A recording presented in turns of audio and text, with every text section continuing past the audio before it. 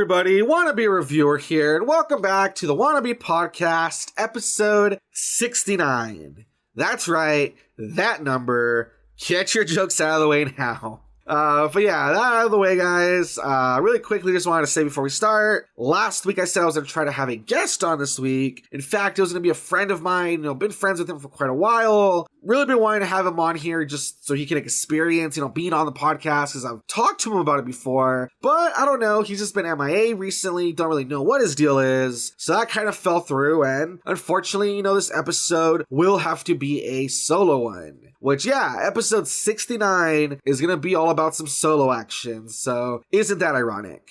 But that out of the way, though, guys, do have quite a bit of a podcast lined up, have plenty of things to talk about, and in fact, I have some important, news/updates to discuss at the end of the podcast, so if you guys can stick around to the end and, hear all of that, I'd appreciate it, and yeah, that out of the way, though, I guess we'll start with my week as usual. And the first thing I want to talk about, picking up where I left off last week, you might remember that I talked about an anime that I started watching called Id Invaded.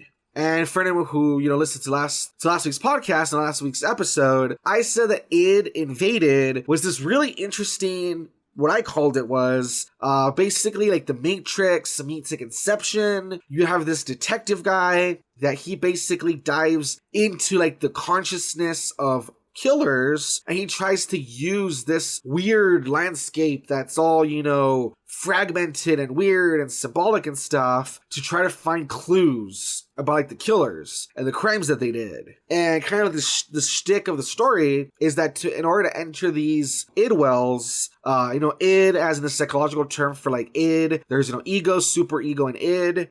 Basically, in order to enter these id wells, you yourself have to be a killer, though. And so we learned that our main character, despite working with the police, at the moment, trying his best to play nice, he actually used to be a police officer that in the past, his daughter was murdered, and it drove him basically to look for revenge and, kind of take laws into his own hands against that serial killer. And so right now, as the anime is going on, he's in prison, but he is working closely with the police. And so I watched a couple more episodes, watched up to episode 4. And all I can say is I continue to really like the anime. I think it continues to be interesting. I think the premise is interesting. I think the way that they are really creative with, the whole dive into the mind of killers thing is interesting. I think the main character is pretty cool. I really like him. He's really smart and interesting, flawed, all sorts of stuff. And I just like that he's really hardcore. In episode, I forget if it was episode 3 or 4, but one of those episodes that when you kind of see him push the killer to the brink and makes him do something, you kind of makes you go wow, this guy isn't joking around. He's serious about really hating these guys. And the police don't want to work with him. Like I said last week, they kind of know that he's kind of like a rabid dog and it's kind of dangerous to work with him, but he is just so good at what he does that they kind of, have to deal with it. So yeah, It Invaded. I'm up to episode 4 now. Keep enjoying the series. I continue to think it's really good. I think if you enjoy, like I said before, sci-fi-ish, psychological, police crime mystery stuff, I think you'll like this. And yeah, I recommend it. I think it's pretty good. It's called Id Invaded. So, hopefully if you're interested, check out Id Invaded. And, I think you'll have a good time with it. I think it's a pretty interesting, really creative show. So there you go. Moving on, something else that I really got into doing this week. I don't even know why. It's just something I had kind of heard about before, but I just started looking at it and seeing if it was possible, and I really got into it. And I've done it before with my Wii and my DS and that sort of thing. But this time, I dove into the world of soft modding the Nintendo Switch. And yeah, it's honestly way easier than I thought it was going to be. For anyone who doesn't know, soft modding versus hard modding, it's a form of hacking, where hard modding means that you actually take apart the system, you add something to it, usually through soldering, or, you actually physically take it apart and add something. Soft modding means that you use exploits and files and payloads and that sort of thing to make the system act different from how it usually would. And usually soft modding is safer because, like I said, you're just messing around with files versus actually messing with the physical electronic. And sure enough, soft modding the Switch is actually extremely easy. And if you have the right type of Switch, it's incredible because you basically like add stuff to the SD card, you use it like in its hacked version, and then as soon as you turn it off and turn it back on, basically like there's no trace of the fact that you were using a hacked Switch until you kind of reboot it and like insert the stuff again. So it makes it like super safe basically. So you don't have to like even worry about your Switch getting messed up. And so yeah, I've just been having fun this last week, just really diving into that. Hacking the Switch is awesome. It lets you add emulators, basically up to like well, I haven't tried them all out yet, but I know like the Game Boy Advance ones, all the Game Boy ones work. Game Boy, Game Boy Color, Game Boy Advance. Those emulators work. The Nintendo one works. The Super Nintendo one works. N64 is where it starts to get like a little bit, dicey. Some games you can play them regular. Some of them you do kind of need to like overclock the system a little bit. And I did try out a GameCube game. I tried Super Mario Sunshine to see if it would work. And when I overclocked it basically I think it says to like its maximum performance or something like that, the game actually ran really smoothly. So I think that's really cool. So yeah, soft modding your Switch lets you use emulators, lets you run games, like I said, I tried everything from like the handhelds to like the GameCube, and it seems like with some tweaking it really worked. And I also tried Nintendo DS game. I actually tried The World Ends With You, the Nintendo DS version, to see if it works. And like, even that worked with a bit of tweaking too. So like that was really cool. So yeah, I'm excited to keep, looking into that, seeing if maybe, stuff like the Dreamcast works, stuff like the PS1, that sort of thing. So that's exciting. And another thing you can do is, you can obviously add homebrew apps to the Switch, which basically means that it's like apps that like the hacking community themselves made. Sometimes it's little like games. Sometimes it's apps that let you access stuff you normally wouldn't, that sort of thing. With this hacked Switch, you can actually insert your game cartridge and you can dump the game file onto the SD card. So let's say I don't feel like carrying around my Super Mario Odyssey cart. If I dump it onto the SD card, I can now play Super Mario Odyssey off of the SD card without having to worry about carrying around the cartridge. Like, that's really cool. And of course, with that comes the fact that if you're, interested in it, of course, it's one of those things where, of course, I'm going to say, I would say don't go there, always try to respect Nintendo and pay for your products, that sort of thing. But if you're interested, piracy itself is possible. Like, if you are willing to sail the seven seas, you can even find ways to like download game files themselves, install them to your SD card, and basically get Switch games for free. So yeah, a lot is possible when you hack your Switch. So yeah, guys, I've been busy with like the soft modding of the Switch. Sorry, I was gonna say Wii. I'm so used to working with Wiis. That's why, because I've done everything with the Wii before. But yeah, if you're interested in soft modding your Switch, I'd say go for it. I think it's definitely really interesting what you can do with it. And not only that, but it's just a lot of fun when you sit there and kind of tinker with the electronic. I think it's really fun. So yeah, that's one of the things I've been doing. I've been having a lot of fun with it. Hopefully one of these days I'll try to stream, maybe show off all the cool stuff I have on the system. And yeah, for now, like I said, if you're interested, I would say look it up. I think it's a lot of fun, but do be careful because, of course, as with anything else, there is always a risk of, downloading viruses as you're looking for files or, breaking your system, that sort of thing. But, if you feel like you can be responsible and be careful, I think it's a lot of fun and, I'd say go for it. So there you go. Alrighty guys, finally, the last thing I want to talk about that I did this week, and it sucks because I really wanted to record a video of it, but during the event, it was like a 2-day event thing. One day was super rainy, the next one, it was all muddy, and people were kind of crying around, and it was kind of dark, and I just couldn't really get good footage. Like, I really wanted to record some footage, but I just couldn't really get any good footage. But during the last weekend, I went to like my city's, like, yeah, you can say my city, I guess. I went to my city's Matsuri Festival. And for anyone who doesn't know, this is my second year going to the festival. Matsuri Festival is basically like this big, like, celebration of Japanese culture.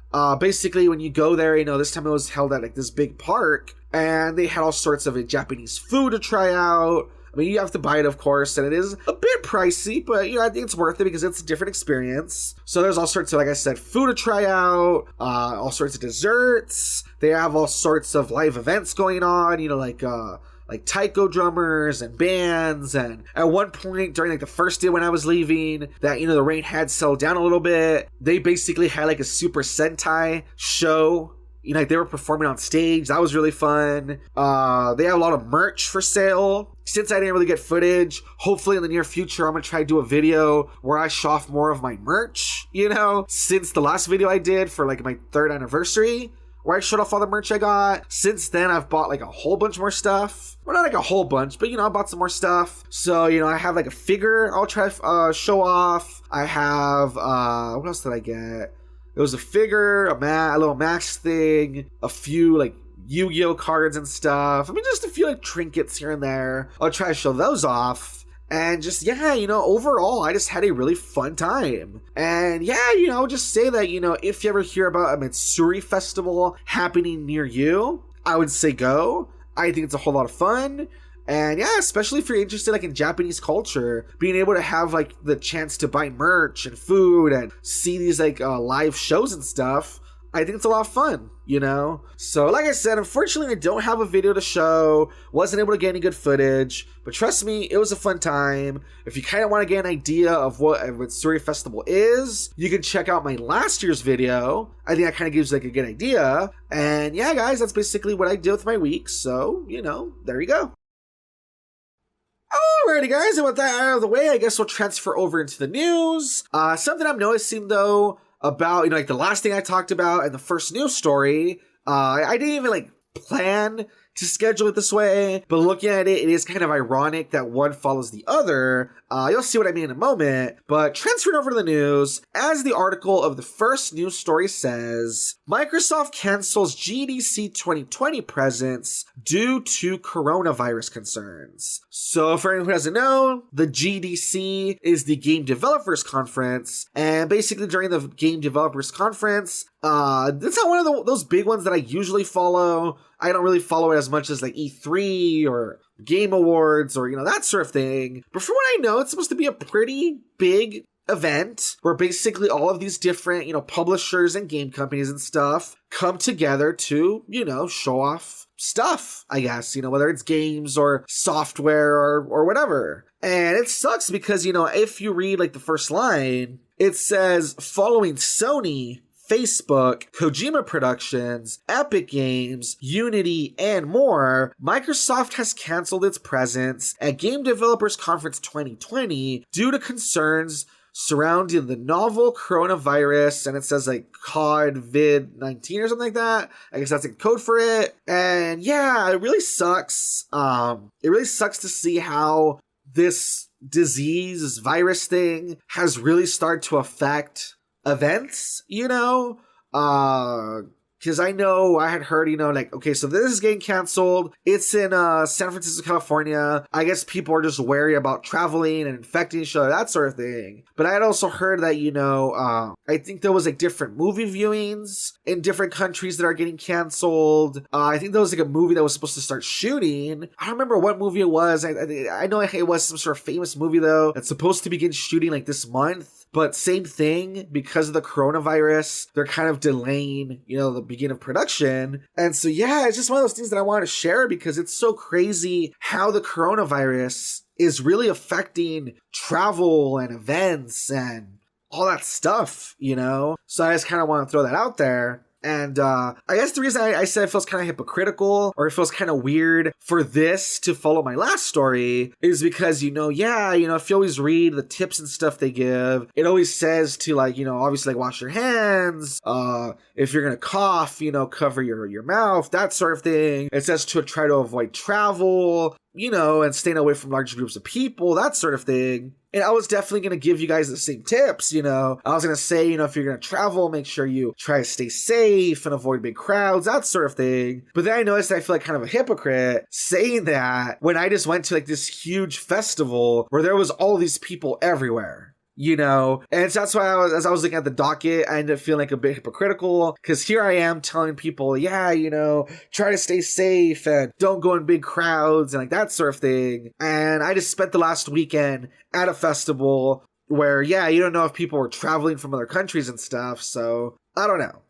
I mean, luckily, I don't seem to be sick. I'm in perfect health as far as I know, and, that's good at least. But yeah, guys, just seeing how, Microsoft and all these other companies basically, canceled their presence at the game developers conference. Yeah, it's just getting very real, is what I guess I wanted to say. It really sucks, but it seems like a lot of, like I said, events are really getting affected by this disease virus thing, and I know that a lot of it is spreading, a lot of people are getting sick. So yeah, I just want to say, guys, be careful if you're traveling, make sure to stay as healthy as you can, all that good stuff, and there you go.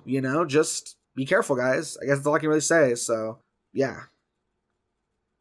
Alright, guys, luckily moving on, the rest of the news isn't that much of a bummer, while the first news story is kind of a bummer because it has to do with, all these companies canceling on the games conference and people being sick and, that sort of thing. Luckily, the rest of the stories are more positive. In fact, the first one is something that I'm pretty excited for. As the title of the second video game article says, Yacht Club Games has 2 new games in development.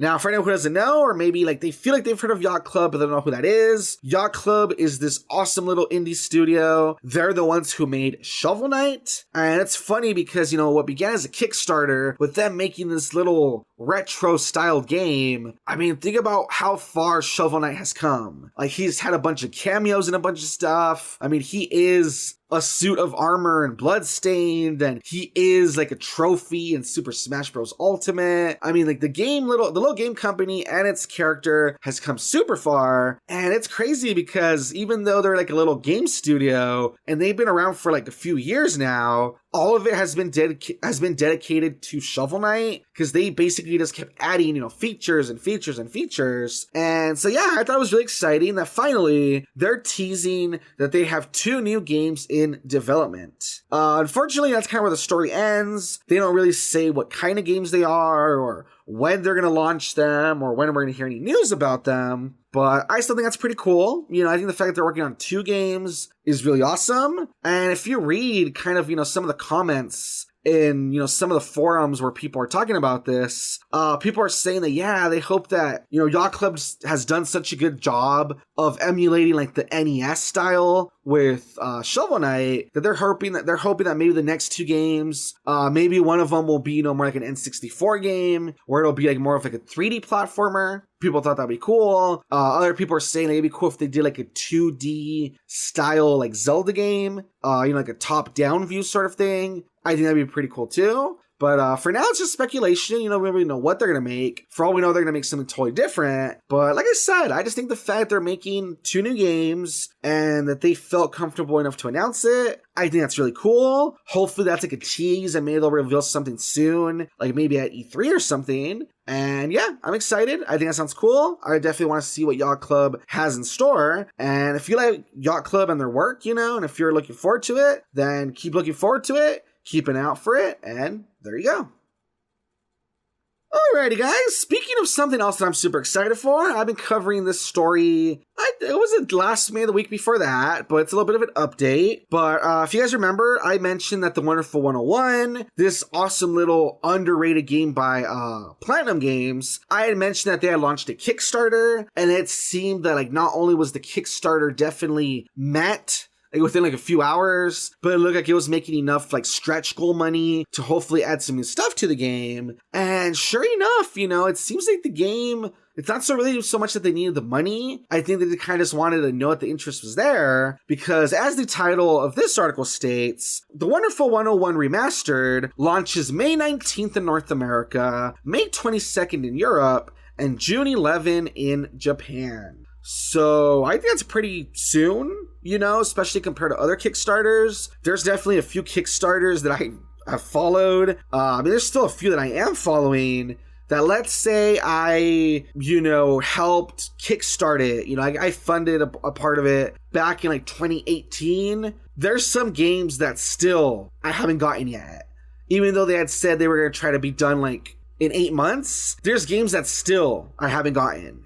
Because like, over time, I guess they just really like take the money and they really build upon it and they end up making the game bigger than they thought it was going to be and working on making it the best it can be, polish, all that sort of stuff. It ends up taking a while. But yeah, I guess I'm trying to say is that, yeah, I'm glad that the game seems to be coming sooner than you would think. You would think that, like I said, with it being a Kickstarter, maybe it would take a while, but it seems like no, It seems like they just have the port or whatever ready to go. And yeah, I think they're just trying to see who's interested, in the game. And I'm definitely interested. I love the Wonderful 101. I think it's awesome how the game just gets hyper and hyper and hyper the more you play, I feel like the levels of hype just never die. It's almost like a trigger anime where, you start off in one place and you just keep escalating and escalating and escalating until you reach like the final episode. And the final episode is like this huge spectacle and whatever. I feel like this game is kind of like that. And yeah, guys, I would say if you haven't heard of this game, definitely check it out. I believe when this goes up,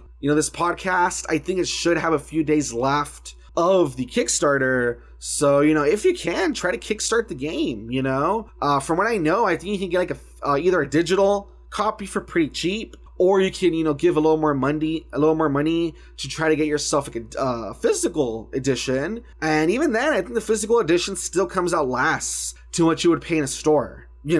So I think it's worth it. I think the Wonderful 101 is an awesome, really fun, really unique game. And like I said, just seeing this news story and hearing that the game is coming, pretty relatively soon, I think that's awesome. I'm looking forward to it. And, as usual, if you're looking forward to it as well, keep an eye out for it and, stay excited. So there you go.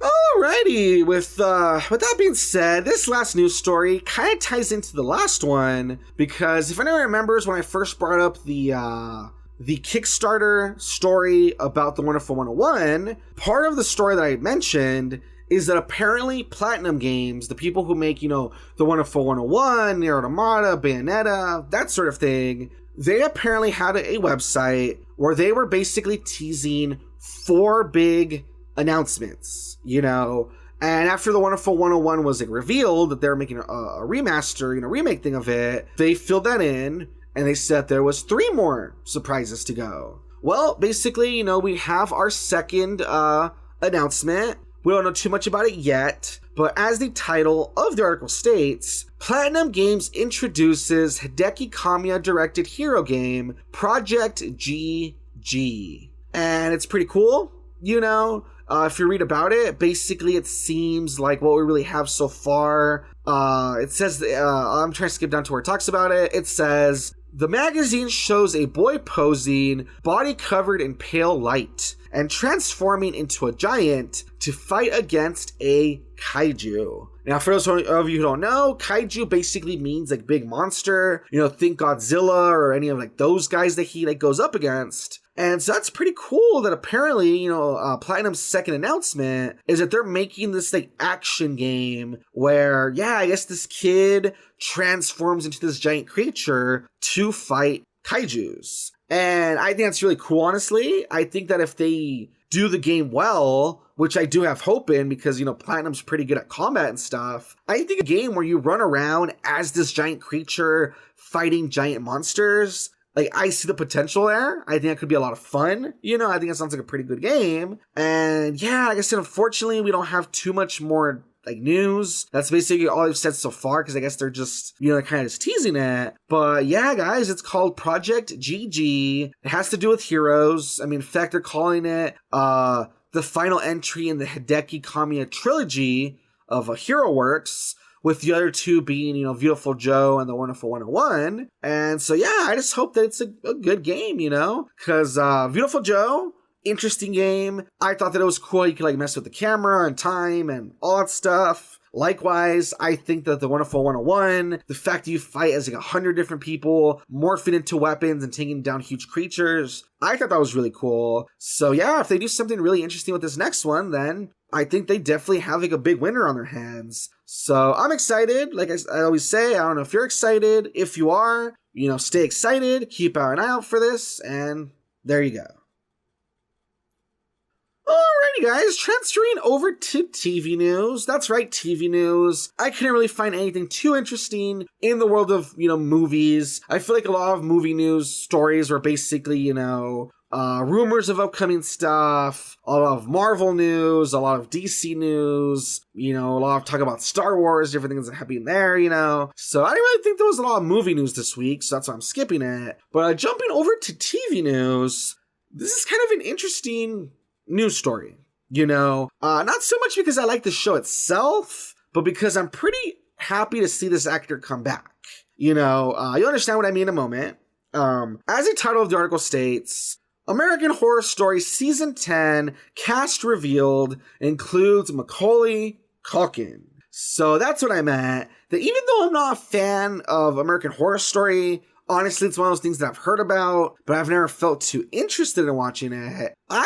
This news story caught my attention because I think it sounds really cool that, Macaulay Culkin is really putting himself out there lately. For anyone who doesn't know, Macaulay Culkin's this guy that when he was a kid, he was like this really big, child actor.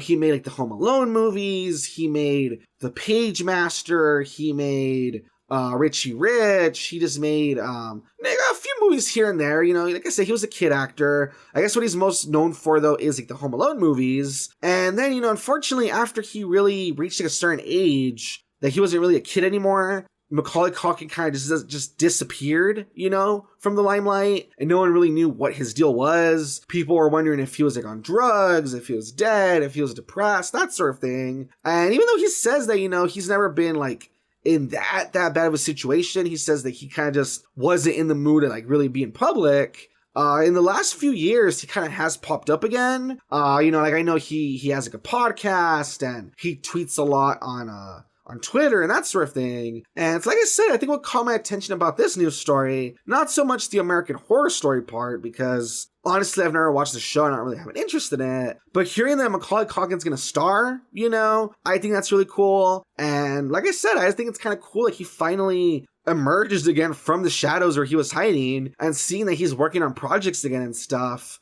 especially like mainstream stuff that people know about. I think that's cool, So I wish him the best, I think it's really cool. And yeah, if you're a American Horror Story fan, I guess let me know how the show goes. Maybe I'll dive into it if people recommend it. But for now, that's it. Like I said, mostly just want to talk about Macaulay Culkin because I thought that was like really interesting. So yeah, there you go, guys. Let's move on. Alrighty guys, moving on to our final news story. It is I guess you could say it's an anime news story. I mean, it has to do with anime. But yeah, it's another one of those where it's not so much about the news story itself, but stuff kind of surrounding it, if that makes sense. As the title of the article states, live action The Promised Neverland film cast Keiko Kitagawa, Naomi, Watanabe. Now, like I said, I didn't really pick this news story that much because of the story itself. I don't even know who these actresses are, but I guess what really caught my attention was the fact that they're even making a live action The Promised Neverland. Honestly, it's not like the worst idea. I feel like the more realistic an anime, / manga series is, I think usually the easier it is to translate to live action. I feel like it's when it has like a lot of like CGI and monsters, and it's like a lot of like, when it's like a really big fantasy setting, I think that's when it's a little harder to like, translate to live action. So, I don't know. It might be good. It might not. We don't really know, like I said. But yeah, it's just so weird because one of the things that I first noticed is that, looking at the image of the two ladies in live action, both of them are very Japanese looking. And Sister Crone from The Promised Neverland is, of course, black. So I get why she's not black, in the live action. Because since this is in Japan, it's probably like less common for them to have like black Japanese actors or whatever. I don't even know how many like actors that happen to be black live in Japan or whatever. But still, it's just one of those things that you notice right away where you're like, oh, they're both Asian. Like that's weird, And then another thing that I noticed that's kind of strange is that if you read through the article, it says that they're really changing this, like they're changing the age of the kids, while all the kids in the original are 11, heading towards 12 years old. here it says that for whatever reason, Emma's gonna be... Hold on, I'm trying to look. Oh, it says that, yeah, instead of being like, you know, around 12, all of the kids, like the older kids, they're going to be closer to 16. And then if you read about like the actress portraying them, yeah, the girl playing Emma, she's already 19. And the kids playing Ray and Norman, they're 13 and 17, you know, respectively. So yeah, it's just another thing that's kind of weird because you're so used to, like, when you watch the anime or you read through the manga, you're so used to seeing these be like younger kids that, you know, are on this in this world, and like the main kids, you know, they even look like children. So seeing the image where they look very much like teenagers and they are played by older kids and they're supposed to be older, like that's kind of a weird change, you know. And I don't really know why they decided to mess with that. But I don't know. I mean, if you read through the article, it says that the person making the movie really likes the series, really wants to, you know, get it right, apparently, even if they're changing some stuff. And I don't know. I mean, I think it's kind of silly to make a live action version of this. I think the anime's fine, but, you know, who knows? I've heard there's some live action stuff that when Japan makes it, it's fine. Not great, but it's okay. So yeah, I mean, if you're ever interested in looking up the live action version of The Promised Neverland, then that's coming, I believe, later this year. So yeah, it's coming, at the end of the year, actually. So it's coming to Japan at the end of the year. I guess you can expect it everywhere else, you know, after that. But yeah, if you have an itching to watch The Promised Neverland in live action, basically that's coming, you know, within like the next year or so. So if that's interesting to you, check it out. More power to you. There you go. Alrighty, guys, and with that being said, that brings us to the end of the news week, and I'm just going to say it now, also to the end of the podcast. Honestly, while usually this is the part where I would transfer into the content creator spotlight, I don't know, you know, I have some news and some updates to tell you guys, so honestly, I just feel like I'm going to skip it. I think I just want to get to the point. So, first things first, as usual, I hope you guys enjoyed this episode of the podcast. Hopefully there was something that made it interesting or entertaining or informative for you. Whether it was me talking about modding my Switch or talking about the Matsuri Festival or any of the news stories, you know, hopefully you guys enjoyed that. And jumping over, like I said, to the news that I wanted to give, I guess it's time to talk about the hiatus I had mentioned. I don't know how many of you who listen to this are also, you know, people who like check out the channel. I feel like there is some pretty good overlap. I know that I do have some very loyal, you know, followers that do really listen to every episode and also like watch my content. But I thought this is the best spot to talk about the hiatus because, like I said, that's where like the most I feel loyal people are. And so yeah, I've been saying I want to go on a hiatus. Funny part is, some people thought I was already on the hiatus. Early last week, you know, I talked to Sharific because I was helping record something. And he's like, yeah, so how is the hiatus going, dude? And like, are you almost coming back? And I'm like, dude, the hiatus hasn't even started. I mean, give me some credit. I've been uploading some stuff like the, you know, Cuphead giveaway and all that. And he's like, oh, I had no idea, you know, this and that. I'm like, yeah, dude, the hiatus hasn't started yet, you know. I said I was going to give everybody a bit of a heads up first, you know. But yeah, like I said, I think I'm going to officially start the hiatus now as of the end of this episode. Basically, that means that, you know, I'm not going to upload content to the channel for a while, not even the podcast. If you don't even see me on YouTube, you know, like not commenting on videos and stuff, don't feel bad. It's not that I'm ignoring you. It's that I'm probably just caught up in whatever I'm doing, and I'm kind of just trying to, like, get a fresh start, you know, kind of just, like, step away from YouTube as a whole, you know? So if you don't see me comment on your stuff, like I said, no hard feelings. It's just that I'm kind of stepping away from everything. And yeah, as for the hiatus and how it's going to work, I'm not going to upload content to the channel. I'm not going to work on the podcast. Most likely you might see some videos and content that's on my channel right now. You might see it go down. Mostly that's probably because I might be, you know, changing over to another channel, or maybe if I feel like it doesn't really fit with what I want to do going forward, I might, you know, pull it down, that sort of thing. So, you know, if that happens, you know, just want to give you guys the heads up. And basically the way it's going to work is that during the hiatus, I don't know how long it's going to be. It might be a month, might be more. I'm basically just going to try to, like, you know, be doing other stuff, you know, personal life stuff, trying to get my stuff in order, I'm going to try to work on some scripts for content. I do have some ideas for some stuff that I want to do, for instance. I'm looking for like maybe new intros I can do, new collaborations, that sort of thing. So yeah, I don't really know what to say, but I guess I'm trying to say is that, yeah, I will be gone for a while, but don't worry, no matter what, I will come back. You know, I wouldn't just leave and never come back. It's kind of a dick move. So, you know, wish me the best. I'm going to be working on, you know, personal life content. I'm going to be working on scripts the best that I can. I'm going to be maybe like focusing on streaming a little bit because, you know, streaming is one of those things that I've been wanting to get into. I haven't really had a chance. So, you know, you might catch me over on twitch.tv. That's probably something I'm going to really try to get into. But yeah, guys, I don't know. I'm not that good at goodbyes, but I guess luckily this isn't really goodbye. It's more of a I'll see you next time. So yeah, I'm officially going on hiatus. Don't know how long I'll be back. Like I said, wish me the best. You can probably catch me over on Twitch. That's somewhere where I will be, you know, hopefully, you know, trying to build that up. You can probably also catch me over on Terrific's channel. I'm probably going to continue to help him with content, you know, like the Majora's Mask LP and like the Pokemon movie analysis, that sort of thing. But yeah, for now, guys, it is goodbye. You know, I'll be gone for a while. Don't worry, I will be back. And yeah, I don't really know what else to say, guys. I guess just goodbye. Wish me the best. I love you all. And yeah, I'll see all of you soon enough, I guess. So one last time, you know, to close out episode 69, this is a Wannabe Reviewer. And I'll catch you guys next time. Bye-bye.